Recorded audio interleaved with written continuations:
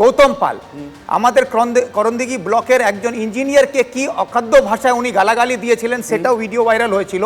তার বিরুদ্ধে কোনো ব্যবস্থা বিধায়ক গৌতম পালের বিরুদ্ধে নেওয়া হলো না। সেই রকম আমরা দেখেছি অনেক জায়গায়। আমি বলি এখন একটা কথা,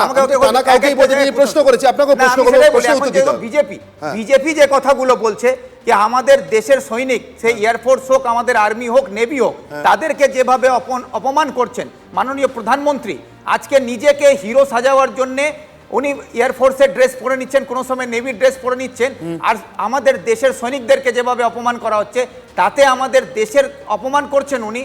তাদের বিরুদ্ধে একটা কথা বলে দেশকে অপমান করা হচ্ছে, দেশের সৈনিকরা স্যান্ডো গেঞ্জি পরে চলে যাবেন নাকি?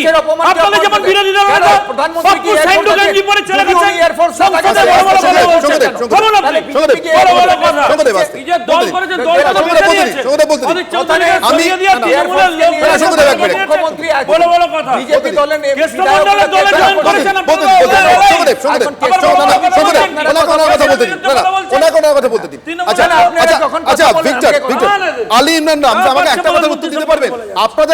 আপনাদের আমলেও ধরুন বরানগর কাশীপুর হত্যাকাণ্ড,